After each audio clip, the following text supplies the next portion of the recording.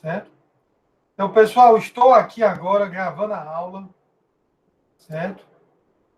A aula introdutória de assuntos de programação de script, né? Na semana passada, ou ontem, né, nós já fizemos toda a explicação da disciplina. O vídeo está, o link, lá no site da disciplina. Vocês podem entrar lá e ver, se assim desejarem, né? Ok? Agora, vamos falar de shell script, de fato, né? De shell script de fato, ok? O que é esse shell script? O que é programação de scripts? Né? O que é isso? Por que a gente estuda isso? Qual a motivação? Né? Ora, o shell script ele está fortemente ligado, em sua concepção, de sua história, com o desenvolvimento dos sistemas Unix, ok? Vocês, não sei se usaram Tannenbaum ou outro livro, que realmente conta essa historinha lá no começo, assim, né? Que o Unix, esse tipo de sistema, que a gente chama de sistema Unix-like, ele foi desenvolvido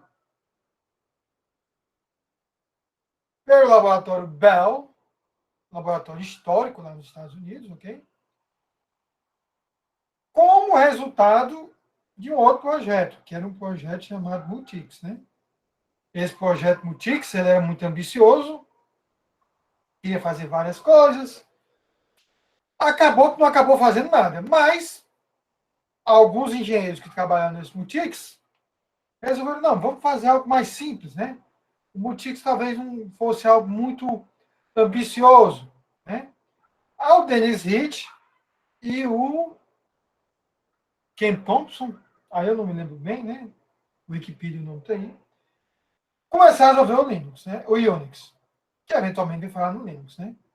E qual era algumas decisões de projeto, certo? Que foram feitas lá para o Unix e até hoje influenciam o que nós vamos aprender em Shell Script. Primeira coisa, dispositivos tinham uma representação como arquivos. Tudo em um ambiente Unix, né? Tudo é um arquivo. Então, lá nos seus diretórios, lá você deve ter no Linux um barra dev, nem sei se hoje ainda é SDA, né? Isso aqui representa o quê? A primeira partição do disco na primeira porta usando o barramento SATA. Então, isso é uma coisa que lá no Unix, na década de 70, os caras decidiram fazer isso aí. Ok? E, olha só, aí, um interpretador de comandos independente do kernel. Ok? Lá em SO você deve ter visto que tem algo chamado modo kernel e modo usuário. Né? Lá no modo kernel, como é que é um disco? Eu vou representar um discozinho assim, né? Vou representar uma... Imagine que isso é uma placa de alguma forma. Vou botar até aqui umas portinhas, né? Uma placa de rede. Tudo que conversa diretamente com o hardware é o código do kernel, né? E o que conversa com o kernel através de chamadas de sistema são os processos que estão aqui no modo usuário, né? Ok? Então, lá no Multics, eles tiveram a ideia, olha, o interpretador de comandos vai ser um processo desse. Ele não vai rodar tendo acesso direto ao disco para listar os arquivos, acesso direto à rede ou à placa de vídeo, para... se bem que na época não era placa de vídeo, né, gente? era cartão lá, impressora, sei lá o que, babá. Ok? Então, ele vai rodar com um processo de usuário e vai se comunicar através de chamada de sistema. Ok? Isso era uma coisa que o Multics queria fazer. Antes do Multics, na década de 70, era tudo misturado. Era um bináriozão, um blob, executando lá na máquina. Aí qual era o problema disso? O usuário digitava uma besteira aqui, era capaz de quebrar todo o sistema. Ok? Certo? Essa questão de separar as coisas do modo kernel para o modo usuário é uma das questões fundamentais dos sistemas computacionais, seja do passado e do presente. Até hoje, o que é container? O que é Kubernetes? É uma maneira de tentar meio mediar esse meu termo. Ter uma virtualização de alguma forma que tem a segurança do modo de usuário, né? Mas ao mesmo tempo tem o desempenho de acessar o kernel. Então, tudo isso aí os caras já estavam pensando naquela época. Certo? Então, os caras desenvolveram, então, com o tempo, o Bourne Shell, que era um interpretador dando espaço de usuário, e o Bourne Shell é muito bom para manipular arquivo, para automatizar tarefas, e também desenvolveram a linguagem AWK, que nós vamos ver mais adiante, que é uma linguagem bem mais organizada, certo? Para processamento de texto, certo? Porque, na época, os visores eram textuais, tudo textual, né? Você tinha um foco muito grande no processamento de texto. E nós vamos ver que ainda continua esse foco. Tudo que está correndo de maneira automatizada, né, no sistema, tudo que não precisa a pessoa ficar vendo, interagindo, é texto sendo processado. Então, até hoje é um paradigma muito utilizado, né? Ok? De tantos caras desenvolveram Unix, o governo, não o governo americano, né? Os americanos não gostam dessa ideia do governo. Uma organização sem fins lucrativos, autônoma e independente, né? Não sei se foi três, né? Definiu um padrão de um sistema que, obedecendo essas características aqui e outras mais, era um sistema Unix, que é o padrão POSIX. Ok? Então, onde é que executa o shell script que ele vai aprender nessa disciplina? Ambientes, sistemas operacionais do padrão POSIX. Aí, quais são os que você tem hoje em dia, né? Você tem as versões do Unix, incluindo os famosos BSDs, incluindo o sistema, o kernel Darwin, que é utilizado no macOS. Você tem os Linux da vida, aí você tem meio mundo de distribuição, ok? E um ou outro sistema embarcado, às vezes em Unix, não sei se tem sentido terminar o sistema embarcado, né? Mas tem outros, sei lá, o QNX, né? Que é um kernel a tempo real, tal. São esses, posso estar falando até um absurdo, mas como é minha área, estamos perdoados, ok? Tudo que é POSIX vai poder ter um shell lá, né? E aqui você tem um, uma árvore, né? Lá daquele cara lá que eles começaram a fazer inicialmente, todas as versões aí do que se pode ser chamado Unix e que foram sendo desenvolvidas, né? Por que tem tantas versões? Porque esse Bell Labs, ele ele era de uma empresa chamada AT&T. Essa empresa era muito grande. Ela atuava em comunicação e tudo mais, certo? Essa empresa, por ser muito grande, o governo americano determinou que ela não poderia atuar em mais do que de uma área. Então, se ela fazia telefonia, ela não podia fazer software. Então, ela licenciava o código do Unix. Então, aí você teve uma pletora aí, né? Vários Unix aí, que quando o Linux veio, acabou dominando todo mundo, né? Mas você tem, por exemplo, um branch importantíssimo, né? Que é o do BSD, ó. Lá na disciplina que é do curso de redes, que tiver estudado TCP, né? Sabe que tem o TCP Tarrow e o TCP Rhino. O pessoal do BSD desenvolveu, né? Começou a ter o Linux aqui, né? Junto com o Minix. Aqui ele mostra em 2013 estava a versão 3.0 do Linux, mas hoje já está. Eu nem sei qual a versão do kernel do Linux, esquece, né? Mac OS, FreeBSD. O BSD tem umas versões aí, né? Tem o FreeBSD, o NetBSD, o OpenBSD, ok? Professor, ainda tem gente que usa o WhatsApp no começo. Eu acho que rodava no FreeBSD da vida. Num cluster, um data center rodando FreeBSD. Depois que foi vendido pelo Facebook, o Facebook deve ter integrado com qualquer coisa que eles usavam. Mas os caras lá, quando criaram o WhatsApp, criaram um BSD. Ok? Então tinha shell script rodando em máquina que substitui o WhatsApp, né? Ok? Aí teve outros, né? Teve o da IBM, que você ainda encontra em algumas máquinas, né? A Sun morreu, né? O Solaris. Tinha, isso aí por curiosidade, um da Microsoft, o Xenix, né? HPU, que por aí vai, né?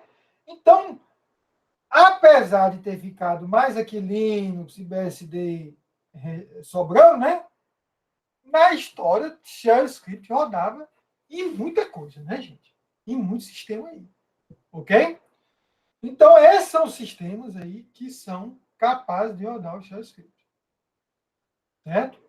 Aí, além desses princípios aqui, dispositivo como arquivo, interpretador de comando, tinha outras ideias que esse pessoal começou a propor, né? Que é como se fosse a filosofia de desenvolvimento de ferramentas Unix, né?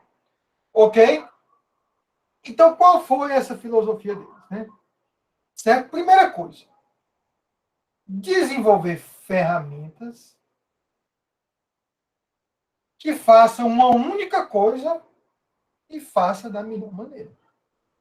Então, eu vou fazer uma ferramenta que compacta arquivos, ela simplesmente compacta arquivos. Ah, mas por que eu não faço uma ferramenta que compacta o arquivo e manda via rede? Não é uma boa. Por que, professor? A maioria dos arquivos eu vou compactar e vou mandar via rede. Por que não tem uma ferramenta? Porque você teria código nessa ferramenta misturando sockets com, como é que diz? Com arquivos. Ah, mas sockets não são arquivos? São, mas, enfim, você mistura duas tecnologias diferentes, certo? Em um mesmo software, né? Aí, como alguém mencionou agora, não fica muito bem modularizado, né? Você tem lá um binário que faz duas coisas muito bem. Então, o pessoal do Unix, ele gostou, não. Nós vamos fazer várias ferramentinhas. Então, tem uma ferramenta que compacta arquivo e tem uma ferramenta que manda dados pela rede. Perfeito. Cada uma faz sua coisa muito bem. Cada uma pode ser feito por usuários diferentes, por desenvolvedores diferentes, certo? Mas e aí, o que é que tem que garantir? Que essas ferramentas se comunicam. Ok? Certo? E eu tenho que, de alguma maneira, garantir que os dados de uma vai para o lado de outra, certo? E o que é que a gente acaba fazendo no Shell Script? A gente tende a basear tudo em texto. Ah, pode ser um texto dados binários, certo, mas a gente tenta um texto e evita, ao máximo possível, dados binários.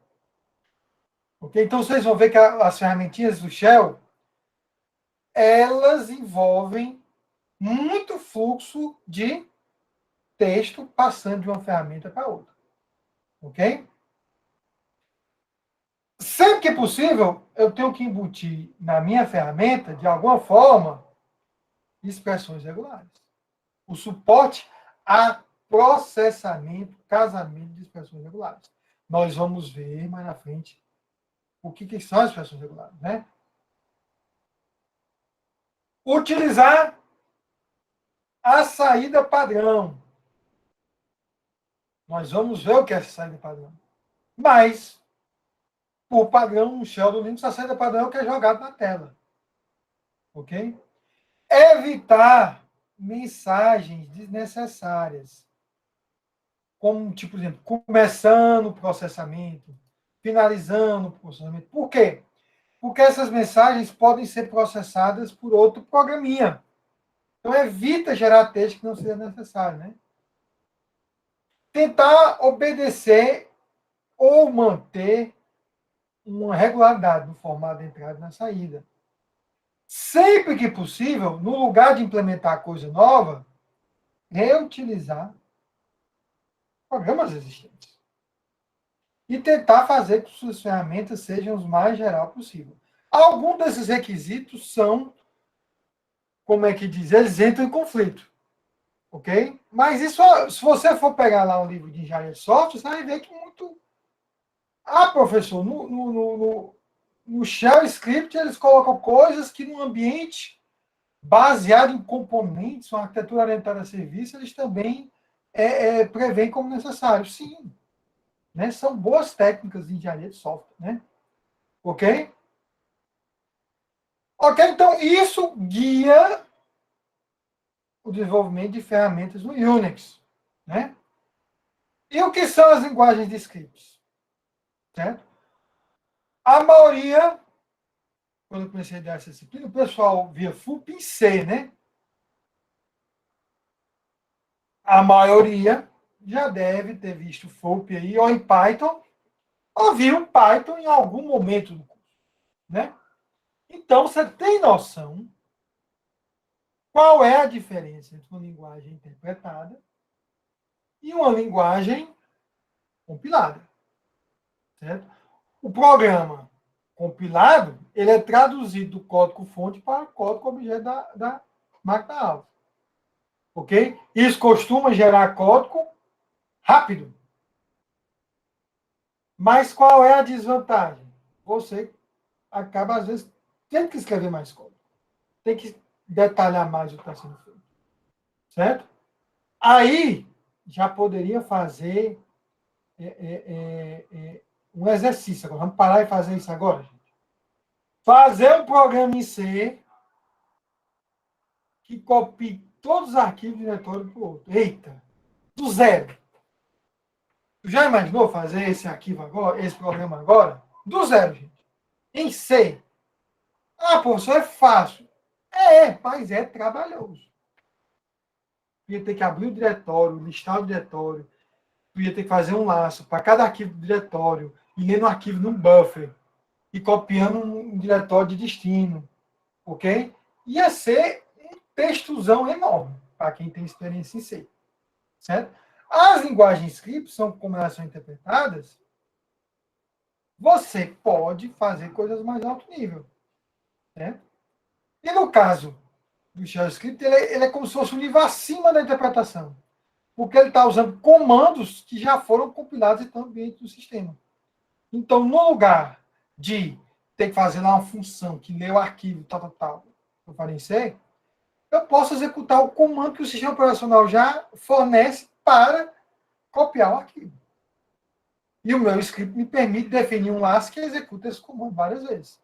Ok? Então, isso vai me dar uma produtividade e uma facilidade absurda. Ok?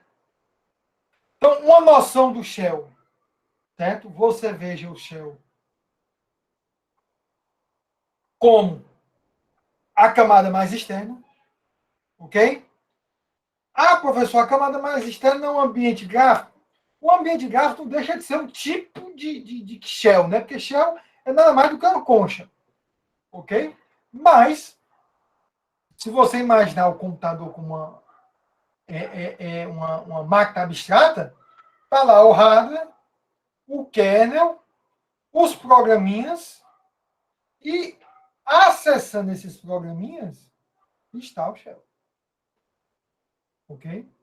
E aí eu posso fazer um if then else, posso fazer um for, todos chamando esses programinhas aqui que já estão disponíveis. Ok? Aí, por exemplo, se eu for fazer aqui, eu vou até abrir aqui logo. Como é que é aqui? Deixa eu ver. Deixa eu só limpar aqui meu terminal, tá cheio de coisa. Eu mostrei aqui para vocês. Subi aqui o meu terminal. Não sei se dá para ver, aumentar aqui um pouquinho. Certo? Vou mostrar aqui. Pronto. Vamos limpar esse terminal. Aqui é no WSL, mas como qualquer outro Linux. Ok? Estou rodando um kernel. É um processo. E eu posso chamar um programinha que já existe no sistema. Qual seria esse programinha? LS. O que é que o LS faz? Lista o conteúdo do diretório. Certo? Se eu fizer, olha só, não tenho certeza que o comando é esse, mas eu acho que é. S3 LS. O S3 é um programa que ele fica como se fosse uma camada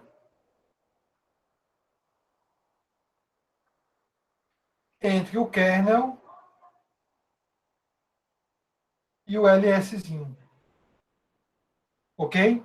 Então, toda chamada de sistema que o LS fizer para o kernel, o S3 vai capturar e jogar na tela. Deixa eu ver se é o S3 mesmo. É ele mesmo. Mas olha o tanto de coisa que ele jogou. Certo? Olha só. Vamos lá para o começo. Pronto. Olha aqui em cima. O LS, quando eu executo LS, qual é a primeira coisa que ocorre? Uma chamada de sistema execv, que vai carregar o binário do LS numa posição da memória, certo? E vai começar a executar. E aí você nota várias chamadas de sistema. Então, simples, inocente LS, ó, vai fazer um monte de chamadas de sistema para o kernel. Se você quisesse construir em C ou em Assembly a mesma funcionalidade do LS, você ia ter que fazer uma programação chamando todas essas chamadas de sistema. Ninguém fazia curso de computação, se ainda fosse assim para fazer a programação. Ninguém fazia. Ou os que fizessem, terminassem, ou ser internados, ou loucos, e por aí vai. Porque pensa um negócio complicado. Por isso existe o SO, para esconder essas coisas da gente. Ok? Então, o que eu fiz aqui, quando eu chamo um LS, é executar um processozinho que vai fazer esse monte de chamada de sistema e jogar isso aqui na tela. O shell, o que é que ele faz? Aqui está representando o shell, né? O shell, o que é que ele faz? Aí nós vamos ver esse passo a passo, é achar esse programa aqui para executar. Ok? Então, espero que com isso tenha ficado uma visão mais ou menos do que seria o shell, né? Em termos do contexto que vocês já viram lá na cadeira de SEO. É um processo. Ok? Passando adiante, esse processo, não só o shell, né? Mas todo processo que você cria em um ambiente Unix, você tem 3 fluxos. Todo processo tem um fluxo de entrada, standard in, um fluxo de saída, standard out, e um fluxo de saída, standard erro. Ok? Isso é mais para quem já fez algum programinha em C. Certo? O shell, como ele é um processo, certo? Ele também tem, ó, a saída normal, né? a saída de erro e a entrada. Ok? Quando você cria um processo no Linux, por padrão, tanto a saída de erro quanto a saída normal, elas são redirecionadas para a tela. Mas eu vou mostrar mais adiante, que eu posso mandar erros para um arquivo e a saída normal para a tela. Eu posso mandar a saída normal para arquivo e o erro para a tela. Ok? Então, quando eu faço lá um printf em C, um print em Python, meu Deus do céu, como é que é lá, Java? System out, blá, blá, blá, blá, blá, blá, blá, blá, certo? Eu vou mandar para o padrão para sair do padrão. A entrada padrão, nós vamos ver como é que você pode mandar dados para um processo. Ok? E o processo meu que vem ser como se fossem arquivos. Se é um arquivo, ele lê numa sequência, né? E também produz na sequência. Ok? Isso vai ficar mais fácil quando nós formos ver a questão do redirecionamento. Tem uma aula só para isso. Mas, Michel, a saída de erros e a saída padrão são mandadas para a tela e a entrada padrão é consumida do teclado. Então, aqui nesse meu processo aqui que está rodando no shell, a entrada padrão é ls, ele lê o comando, executa um processo ls aqui. Esse processo ls joga para a saída a lista de diretórios, o shell lê isso aqui e manda de volta para a tela. É o que eu estou fazendo aí. E aí, qualquer comando que eu fizer, é isso aí. Mas tem também as mensagens de erros. GCC, erro fatal.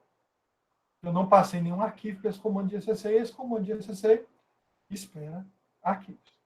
Ok? Entendido aí, gente? Então, o Shell, ele meio que é... Você pode imaginar o Shell como uma máquina virtual, uma linguagem em que você tem componentes pré-compilados, que são os comandos do... E o Shell vai tratar toda essa execução desse processo e redirecionamento dessas entradas e dessas saídas aí. Ok? Nós vamos fazer isso, nós vamos ver durante a disciplina. Certo? Adiante. Então, o Shell é simplesmente o programa que lê o comando que você teclou, né? E converte de uma forma mais simplificada e legível ao sistema operacional. Ok? Também tem uma linguagem que nós vamos ver para organizar a sequência de comandos, permitindo a autonomia. Essa palavra está errada. Como se eu estivesse criando átomos, né? Automação, né? Das tarefas administrativas. Que aí entra o gancho. Para que serve Shell Script?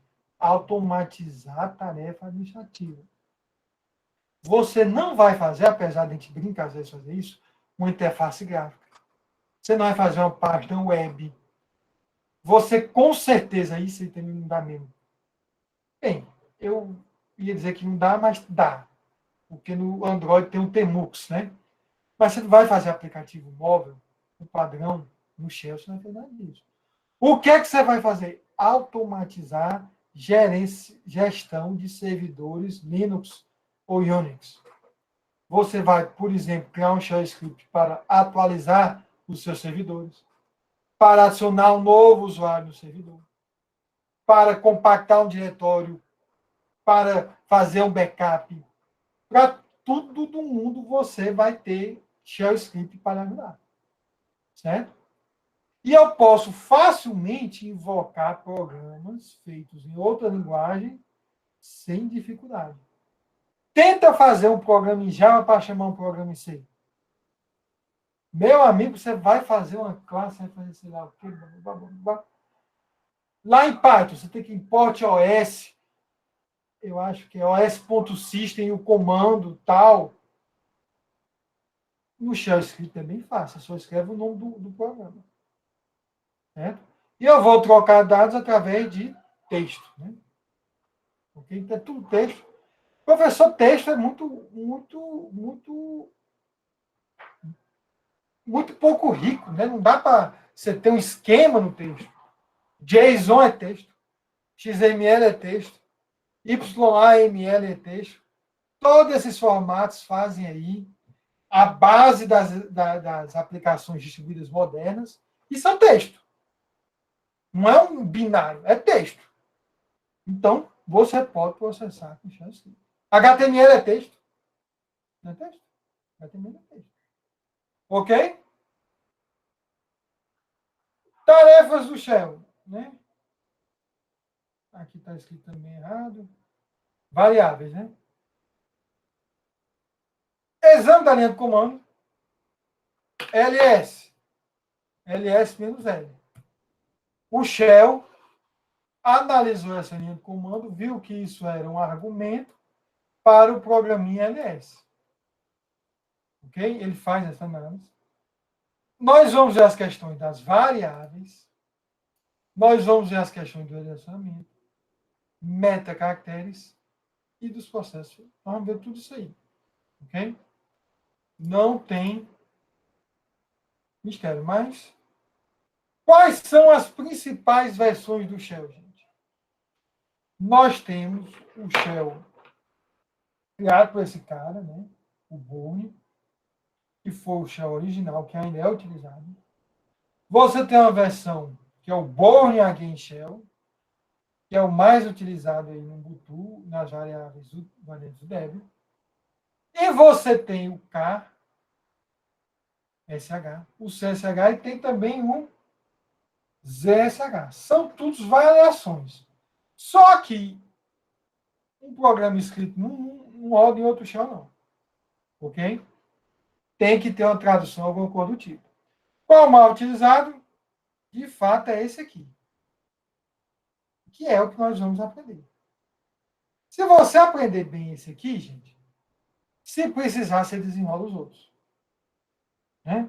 Porque, por exemplo, esse aqui é uma mistura desse com a sintaxe da linguagem C. O cara sabe um pouquinho de C e sabe Bash, consegue entender o C#, né? Ok?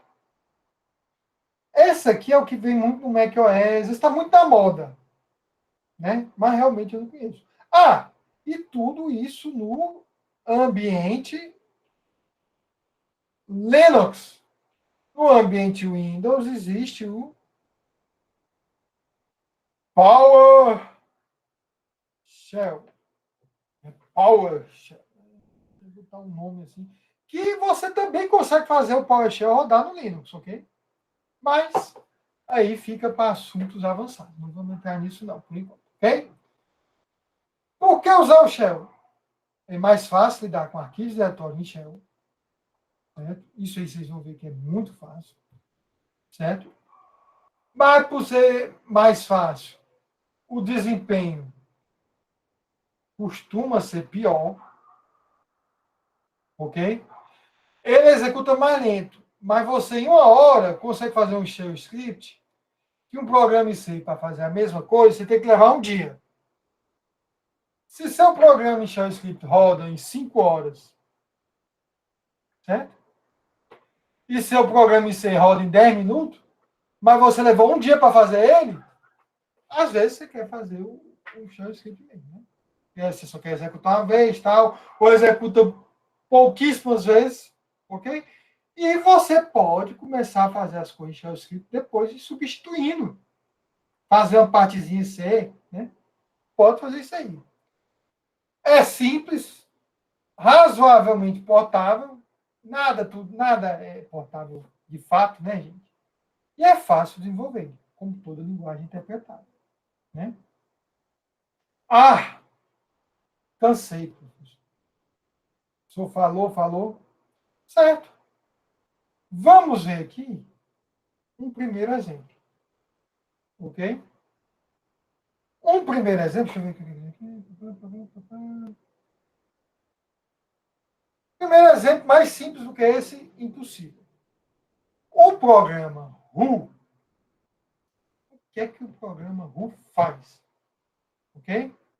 Vamos ver no terminal. O RU, RU. Eu acho que vocês estão vendo o terminal bem. Gente, eu não confirmei, mas está todo mundo calado também. Né? Olha só. Se eu simplesmente digitar RU, não mostra nada. Não faz nada. Esse WSL não vai ser uma boa. Eu vou entrar em outra máquina aqui. Vocês esqueçam o que eu estou digitando agora. Professor, primeiro tem que dar um mano, né, para acessar a documentação e ver o que a ferramenta faz. Eu faço isso toda a vida. Não, mas aqui você vai ver que é simples. Deixa eu ver se eu consigo entrar aqui. Pronto, essa aqui, depois eu vou mostrar essa parte do SSH. Isso aqui é outra máquina, certo? Outra máquina remota, ok? Que eu vou digitar o comando RU. Aí já mostrou alguma coisa, né? É porque aquele WSL não deve manter. Mas olha o que é que tem aqui, gente.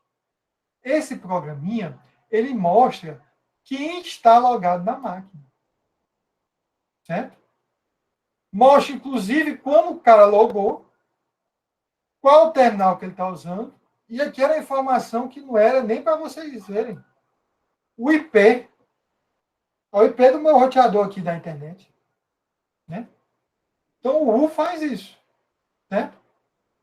Aqui está sem graça porque só estou eu logado na máquina, ok? Mas se eu fizer, se tivesse uma máquina com 30 usuários, e eu quisesse saber quantos usuários estão logados, eu posso fazer RU WC menos L. O que é que eu estou fazendo aqui? Eu vou pegar a saída do comando RU, que é texto, certo?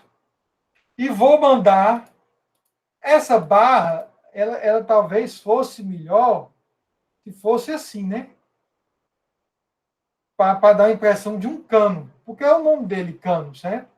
Só que o teclado não tem um símbolo deitado que não seja confuso, né? O símbolo deitado que você fosse usar, você podia confundir com menos, sei lá o quê, então fizeram o símbolo em pé. Então, isso é um cano que vai pegar as linhas de RU e vai mandar para esse programa processar. E o que é que esse programa faz? Esse programa conta quantos caracteres ele está recebendo. Só que se eu botar menos L, ele vai contar quantas linhas. Aqui só vai dar 1. Né? Professor, só uma coisa. Você vai colocar esse vídeo no YouTube, né? Tem que tomar cuidado com essas informações aí. Você está disponibilizando o IP de acesso aos SSHs, esses IPs aí privados. Tem que tomar cuidado com isso aí, viu? Né? Como eu tinha falado para você, já no começo era informação que não era nem para exibir. Ok? Mas depois eu dou como é que diz? Uma blur, né? Ali. E outra coisa, eu boto no YouTube, eu boto link privado. Eu não boto link privado. Então pronto. Né? Só quem tem um link vê. Mas, né? Se eu tirar o menos L desse comando, ele vai contar todos os caracteres. Não, na verdade, ele contou quantas linhas, quantas palavras. Palavras são qualquer sequência. 1, 2, 3, 4, 5 e 6. E quantas linhas, no fim, quantas linhas, né? Quantas palavras e quantos caracteres. Então, se eu contar aqui de um por um, e esses espaços, né? Vamos ter 55 caracteres. Ok? Então, isto é um programa simples em que tudo aquilo que eu falei, né? um processo está sendo criado, jogando a saída para o outro. Ok? E o que é que eu vou fazer? Eu vou colocar num arquivo chamado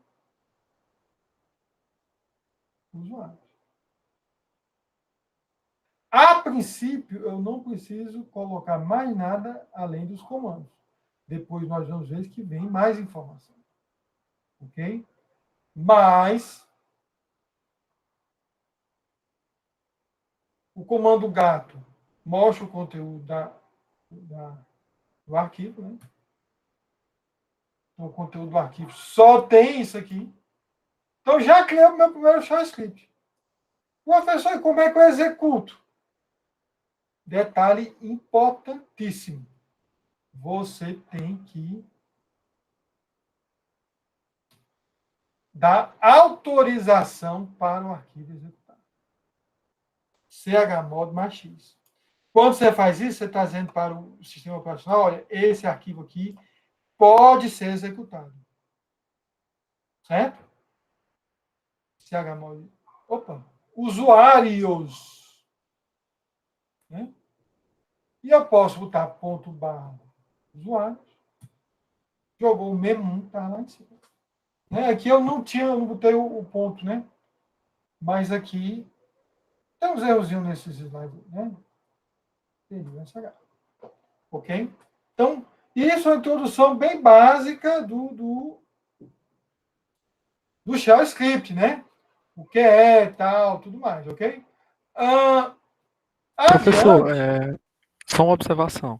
Porque assim, se eu não precisaria colocar o ponto .sh, se no arquivo eu identificar qual shell vai ser utilizado para executar aquilo, certo?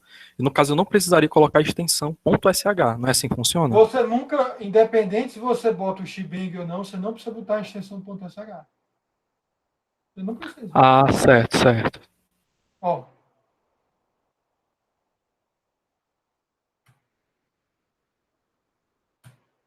Não precisa. Extensões do Linux só servem para a interface gráfica e você, ser humano, se organizar. Ok? O fato de eu ter botado lá como arquivo de texto e ter dado permissão, o shell já entende que aquilo ali viraria um script. Ok? Ah, show, Entendido? entendi. É porque assim, eu vi uma recomendação de uns vídeos que eu estava assistindo que recomendaram que, independente, porque realmente não precisa, mas o ideal é uma boa prática você identificar no arquivo, não é isso? Isso, e nós vamos ver mais adiante isso aí. Como é que identifica tudo mais. Aqui é para mostrar o caso mais simples possível. E seria o Hello World, de certa forma, do shell script. Okay? Então, esse é o caso mais simples possível. Certo? Nós vamos colocar mais informações mais adiante. Ok? Certo? Qualquer sequência de comandos dentro de um arquivo de texto com permissão para execução vira um shell script. Foi o que eu fiz. É um arquivo que tem comandos. Eu posso botar mais. Qual é o comando para mandar mensagem?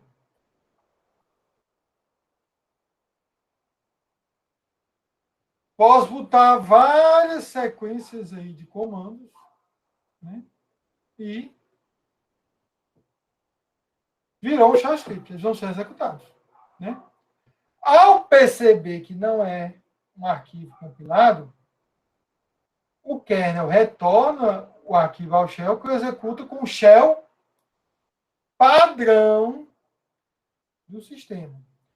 Nós não indicamos o shell, nós vamos ver como faz esse indicamento. Mas se você não indicar, qual é o que ele usa? O padrão.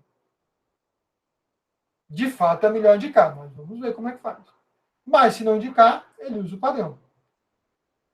Como existem vários shells, né, como eu já mostrei, é uma boa prática especificar qual você deve utilizar. Porque, às vezes, o padrão do sistema é o /bin /bash. Ok? Mas você baixou um script que pode ter sido escrito no CSH. Até entrou aqui. Ora, se tem o CCH instalado no sistema, mesmo ele não sendo padrão, se você indicar ele para se executar, ele vai executar. Ok? Certo? Então, como é que seria? Simples. Você entra lá no arquivo e lá no começo você coloca o shebang, né, como eles chamam, que é uma linha de comentário seguida imediatamente da exclamação e o caminho no sistema onde está o bash. Esse caminho você tem que saber onde é. Em geral, é no barra bin. Ok? Certo? Então, esse comando, quando eu chamar aqui, vai ser equivalente de eu chamar o bash para processar os comandos por lá. Ok? Então, como diz, uma boa prática para que você tenha portabilidade e tudo mais. Ok? E às vezes você passa alguns parâmetros aqui, logo em seguida, que são importantes. Ok? Então, por padrão nosso, shell scripts agora, como eu disse que era uma boa prática, nós vamos sempre começar com o shebang. Ok? Nisso daí, nós, como é que diz? Vimos uma introdução, certo? Nós vamos fazer uma pausa e vamos ver um comando específico, certo? Que eu acredito que para algumas pessoas é um comando, como é que a gente diz? Que todo mundo que já conhece. Mas algumas pessoas podem não conhecer, certo? Podem não saber como funciona. Então, nós vamos, como é que diz? Apresentar esse comando. Ok? Qual é esse comando? É o comando SSH. E também o seu irmão gêmeo, que é o comando SCP. Ok? O SSH é um protocolo para login remoto que utiliza criptografia. Então, você vai poder mandar comandos de uma máquina para outra de uma maneira criptografada. Certo?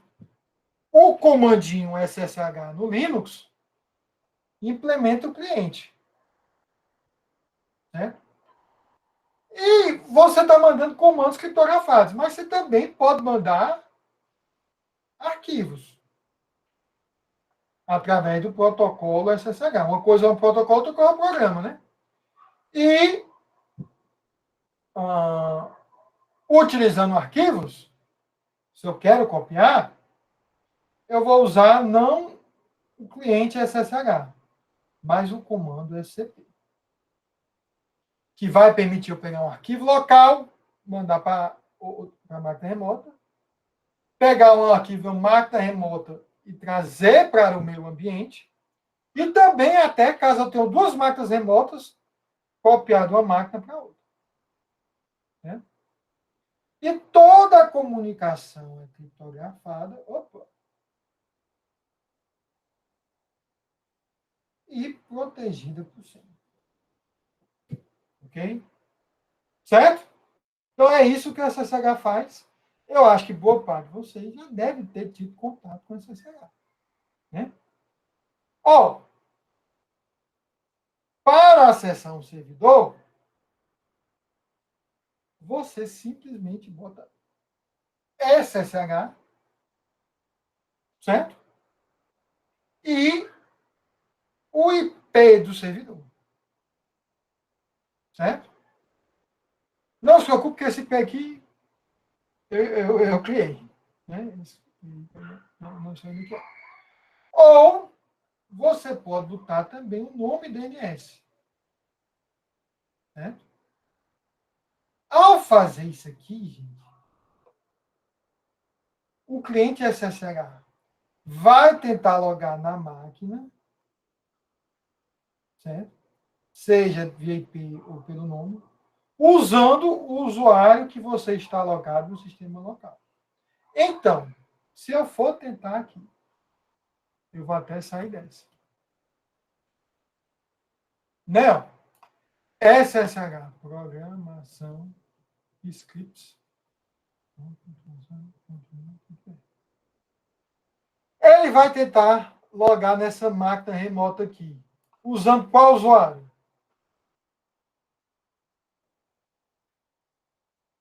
JM Hall, né? É JM Hall? Esse usuário que eu estou logado aqui. Entendido?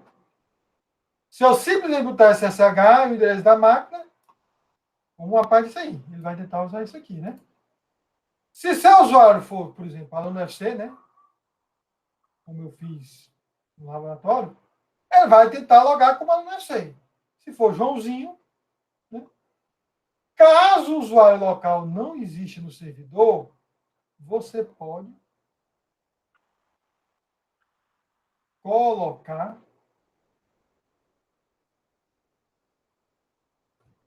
o usuário remoto @ programaçãoescript.joão.com. Então, o que ele está fazendo aqui? Ele vai tentar logar nesta máquina, não usando JML, usando o usuário Ubuntu. Ok? Isso é o primeiro aspecto. Aí, adiante. Entendido aí o caminho. Só para não ficar na expectativa, pronto, aqui entrei na máquina. Você vê que aqui é JMHL encelados. E aqui é um Ubuntu programação script. Ok? Não pediu senha, professor! Calma. Nós vamos explicar por quê. Certo? O normal seria ele ter pedido a senha. Ok? Certo? Mas não pediu. Certo? Quando você acessa pela primeira vez, vai aparecer uma mensagem desse tipo aqui, ó. The authenticity of host, blá, blá, blá, can be established. É blá, blá, blá, blá, blá, blá, blá. Aceita continuar? É apenas uma confirmação. Digite S, ela não aparece de novo quando você tentar conectar de novo. Se vocês forem executar, podem até abrir o terminal de vocês aí e executar esse comando aqui, né? SSH Ubuntu programação scripts.joão.marcelo.nom.br. Se vocês executarem esse comando, vai aparecer esta mensagem aqui. Certo? Você responde sim e se parte para a parte de autenticação. E vai pedir uma senha. Se você informar a senha correta, você, sucesso, vai estar logado no servidor. Ok? Só que isso tem um problema, porque senhas não são confiáveis. Certo? Você não pode confiar em senha. Ah, professor, mas minha senha é imprevisível. Eu misturo números, letras, binário, codificação. Beleza. É imprevisível. Tão imprevisível que você se esquece. Ok? Então, existe outra maneira. Qual é a maneira? Você guardar um arquivo na sua máquina, que é como se fosse um arquivo de senha, proteja esse arquivo, e você, quando se conectar, em vez de passar a senha, você passa o arquivo. Ok? Professor, nesse arquivo, a informação... Olha, se alguém consegue entrar no seu computador, vai poder ter o arquivo, né? Ok? Mas você tem que ter cuidado para ter segurança nisso aí. Ok? É a chave privada, como o Rafael falou aqui, né? E, na verdade, você não manda a chave. Você usa a chave para codificar um segredo que o servidor consegue codificar e sabe que é você. Né? Em geral, por praticidade, nós colocamos uma chave apenas. Mas você pode configurar tanto a chave quanto a senha. Para que, caso a pessoa tenha acesso ao arquivo, não consiga entrar. Porque não tem a senha. A pessoa descubra a senha, não consiga entrar. Porque não tem um arquivo. Né? Mas, para efeito de aprendizado, né, nós vamos usar somente o arquivo de chave. Né? A gente diz que a senha complexa é fácil de esquecer. Para não esquecer o usuário, acaba escolhendo senhas fáceis, que são de fácil descoberta. Uma solução melhor e amplamente utilizada é o uso de um arquivo de identificação chamado chave. Cada arquivo está associado lá no servidor a um usuário. Então, você tem um arquivo daquele usuário. Você não consegue entrar em qualquer usuário no servidor. Certo? E o usuário tem que ter cuidado para proteger a sua chave. Né? A solução mais segura é exigir que o usuário forneça uma senha e a chave toda vez que for logar. Mas vamos deixar isso mais adiante. Okay? Se eu tenho a chave, né, eu faço assim, ó. SSH, menos I de identificação, a chave, usuário remoto, arroba, o nome da máquina. Ok? A chave é esse arquivo. O usuário remoto é João Marcelo. O nome do arquivo da chave e do usuário não precisa ser o mesmo. A gente bota o mesmo para ficar mais fácil, né? Ok? O servidor remoto é esse cara aqui. O usuário João Marcelo deve existir no servidor remoto e deve estar configurado para permitir acesso via chave. Ok? Aí eu não enviei, vou enviar agora. E vocês vão poder fazer o login. Certo? A chave tem que ter permissões de acesso apenas para o usuário local. Então, assim que você baixar a chave, você vai ter que executar esse comando aqui. Tudo bem? Tudo bem? Aí o Tasso já disse que fez, né? Ok? Eu vou mandar para vocês a chave, porque eu tenho uma boa notícia. Eu disse que não ia criar servidor. Entretanto, eu descobri uma oferta aí da Amazon que até o final do ano eu vou poder criar um servidor de graça. Então, até o dia 31 de dezembro, nós vamos manter esse servidor da disciplina. Então, dá para a gente já fazer alguns exercícios. Depois, a gente apaga, certo? Eu vou mandar a chave para vocês, para que vocês possam fazer login nesse servidor. Né? Eu vou subir aqui. Cadê? Aqui está o Slack.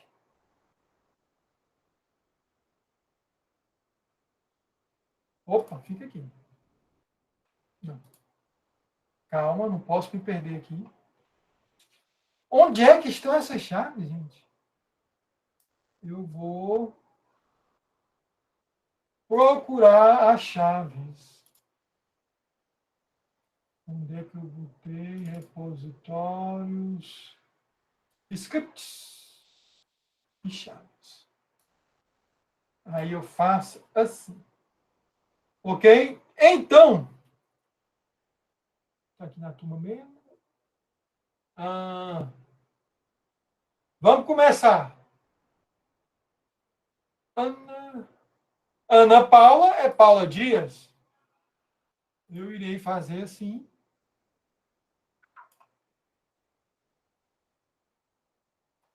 Enviado para Ana Paula. Anderson. Eu acho que não entrou, né? Anderson, você está aí na aula, Anderson? Não. Andrew Gabriel, já está aqui. Vou mandar para o Andrew. Mandei a chave. Maiara. Cadê a Maiara? Está aqui. Mandei a chave para a Maiara. Onde é que está Antônio? Antônio Luiz Fernando Maceno. Eu acho que só tem esse, né? Vou mandar aqui para o Antônio Luiz. Está demorando mais do que eu esperava? Então vamos rapidinho aqui. Natanael. Tem dois Natanael Paulinho?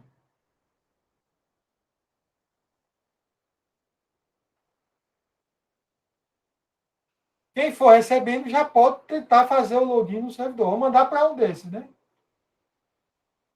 Cadê Neilson? Não parece que entrou. Caio Wellington.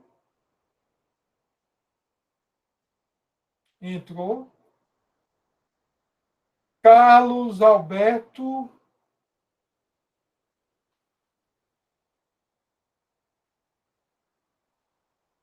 Carlos Eduardo. Mandei aqui. Cadê o Cássio? O Cássio já falou comigo aqui. Deixa eu botar aqui. Cássio. Cássio de Oliveira. Aqui. O Claro Henrique.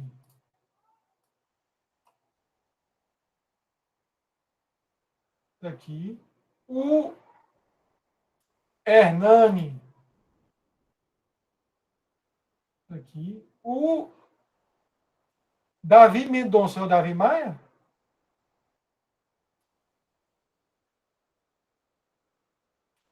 Eu vou confiar que é. Se não for, passa assim.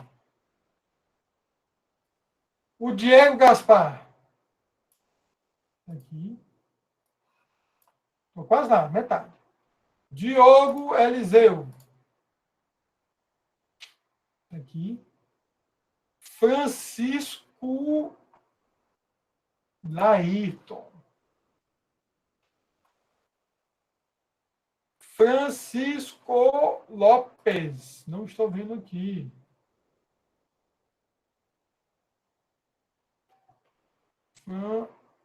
Eu acho que não.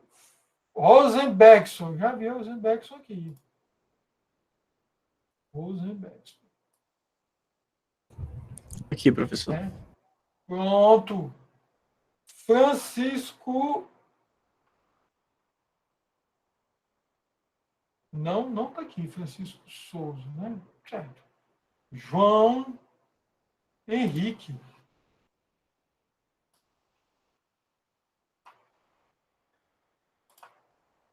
O Johnny.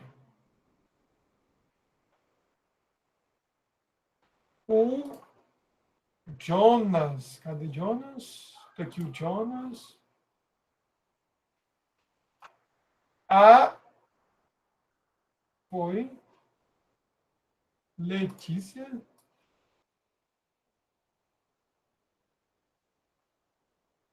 Lucas Souza.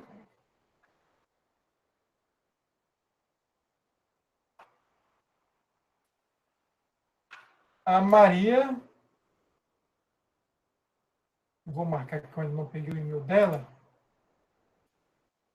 Vou marcar com o nome dele. Matheus Allen.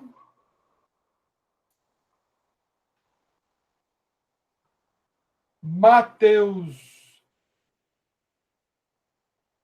O Vinícius. Tem o Matheus Vinícius? Será que ele entrou? Está aqui.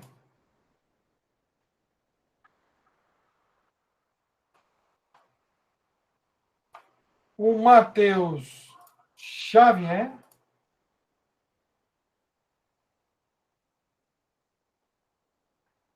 O Michel Souza. Quem mais? Moleson.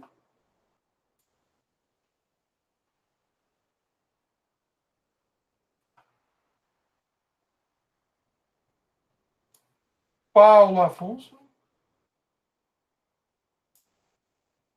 Públio. Opa. Rafael. Estamos terminando. Robson. Eu devia ter feito um script para mandar também, né? Mas como é que mandaria para o Slack? Temos que desenvolver alguma solução aí, gente. Deve ser possível. O Tarso. E, por último, o William. Então, todos vocês receberam a chave. Professor, eu não recebi, não. Francisco Lucas de Souza Nobre, né? Isso. Francisco Souza. Então, vamos ver aqui. Isso. Lucas Nobre, né? Isso. Porque eu criei de forma automática. Peguei o primeiro e o segundo nome. Ok? Então, aí, gente, dada essa transferência aí totalmente não automatizada, né? Vocês devem ter recebido a chave. E cadê aqui o terminal? Né? O que, que você vai fazer com essa chave? Vou dar só um exemplo aqui. Scripts. Né? Por exemplo, Francisco Lopes, né? Você vai fazer chmod 0666 Francisco Lopes SSH-I Francisco Lopes Francisco Lopes, opa, Francisco Lopes, né? Ó. O mesmo nome da chave, né? É o nome do usuário. Qual é a máquina? Arroba programação scripts joão.marcelo.com.br. Eu já postei até aqui no chat. E aí, ó, entrou na máquina. Ok? Aqui, gente, no meu caso, eu configurei o agente SSH, nós podemos mostrar depois, e ele já está pegando minha chave e colocando ali no menuzinho. Programação, scripts. Automaticamente ele faz isso. Certo? Mas, por enquanto, bom, entrei. Agora, se a gente for ver o RU, não sei. Ah, então eu vou ter que ver aí depois. Viu, Valdir? Professor, você pode usar o comando whoami para esconder as informações extras. Como? Usar o comando whoami Para quê? para esconder as informações extras que vem no who. Não, mas eu quero mostrar justamente isso aqui. Não. O EMAI só mostra eu. 3 pessoas aí conseguiram, no caso, o Ubuntu é o meu usuário, né? 2 pessoas aqui, o João Henrique, que é quem está falando aí agora, né? E o Carlos Alberto conseguiram entrar aí na máquina. Ok? Eu e o João Henrique temos até um /8 aí, um classe C compartilhado. Ok? E aquele meu comando agora, ó, o WC-L, ok? Opa! Tinha mais alguém? Por que ele botou? Por que ele está contando 4? Opa! Ah! É estranho, né? Mas enfim. Tem 4 pessoas agora. Ele conta 4. Ok? Então, tudo isso aí, gente, você agora tem um espaço, tem o seu diretório, certo? Nós vamos poder fazer uns exercícios usando esse servidor aí pelo menos até o final do ano, numa boa. Vou deixar ele ligado aí tranquilamente, né? O Remai é porque esse comando Remai, você colocar no usuário, às vezes aqui não tem graça. Para que eu quero saber que usuário eu sou, se eu acabei de entrar? É porque, às vezes, no script, você pode mudar o usuário que está executando. Aí você quer ter certeza que o comando que você vai executar agora, por exemplo, não é o usuário root que vai executar, porque tem algum risco. Aí você pode usar o Remai para ver isso aí. Ok? Entendi? Então, isso daí, gente, foi um exemplo de como entrar no servidor.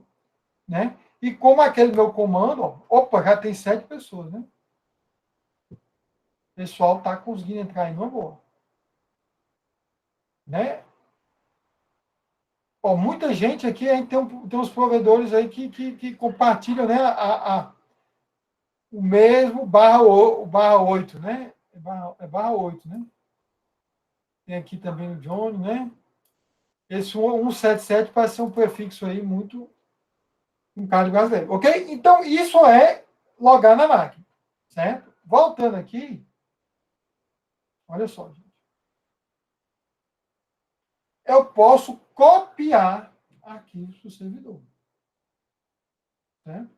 Por exemplo, aqui no servidor, eu gerei a chave do servidor, né? Só tem esses dois arquivos aqui. Eu posso sair, ou sair não, retornar. Né? SSH. Eu não vou botar o menuzinho, porque eu já configurei minha chave na gente, mas vocês usam.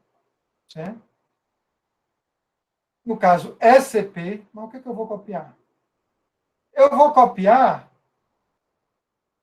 esse arquivo HTML. SCP.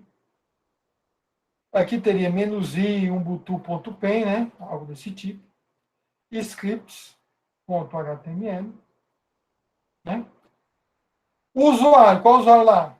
Ubuntu, o de você é diferente. Programação, scripts. Aí você bota 2 pontos.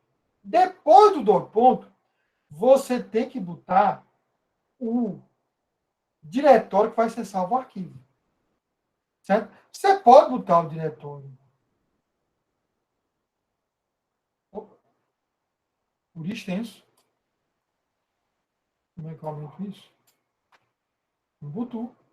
Ou você pode usar um apelidozinho que existe em Linux. Ok? Esse tio sempre é substituído pelo usuário, pelo diretório home do usuário que está fazendo o login. Né? Aqui eu só vou tirar esse arquivo aqui, porque eu já configurei, mas vocês teriam que utilizar. Se eu fizer isso, ó, copiou lá para o servidor. Setinha para cima, setinha para cima, setinha para cima. Entro. Antes aqui tinha, ó, chaves. Isso aqui, né? Se eu dar uma ls agora, scripts. Está lá. Então, eu já consigo copiar arquivos, né? Eu posso mover scripts, renomear, scripts 2, certo? Vou abrir aqui scripts 2. Vou botar aqui teste, alguma coisa do tipo, só para ficar diferente. Ok? Existe o script 2 no servidor. É fácil ver quando você está no servidor por causa disso aqui, ó. Não. Aqui é a minha máquina local e aqui é o servidor. Ok? Muita gente aí conseguindo entrar, né? Eu dou saída. Se eu inverter, como assim? Eu botei o nome do arquivo local e o diretório remoto. Tudo bem? Se eu inverter,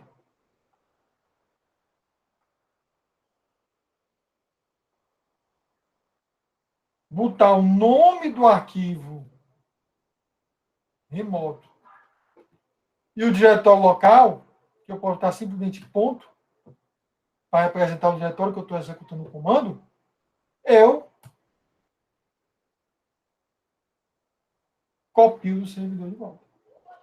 Então, se eu for ver agora, está o script do lá que eu estou vendo. Então, isso é uma maneira, certo, de você ou copiar arquivos locais para o servidor, ou copiar arquivos do servidor para o arquivo local. Se você quiser copiar um diretório, você pode botar a opção "-r". Mas a gente vai ver que o melhor, quando for no caso de diretório, é você compactar o diretório e mandar compactar, porque aí, como é rede, né? Vai ser mais rápido aí você transferir. Ok? Tudo bem, gente? Adiante. Tem mais uns exemplos aqui, né? Só um detalhe, muitas vezes quando eu estiver falando um exemplo, né, ó, não cabe numa página só, boto barra aqui, só para dizer que continua na próxima linha, né? Mas aí são mais exemplos, né? Copiando aqui do servidor, copiando aqui do servidor. E com isso, gente, nós terminamos o que eu queria mostrar hoje, certo? Hoje foi uma introdução ao Shell Script, certo? E mostrar como vocês conseguem aí entrar no servidor, ok? Eu não vou fazer o exercício hoje, mas a partir de semana que vem, na terça, vai ter um exercício, certo? Na segunda terá um vídeo que será o assunto, já está lá no programa. Vocês não estão vendo que eu não estou compartilhando o navegador, mas o assunto que está previsto para revisar no dia 30, né? Deixa eu ver se dá para subir aqui.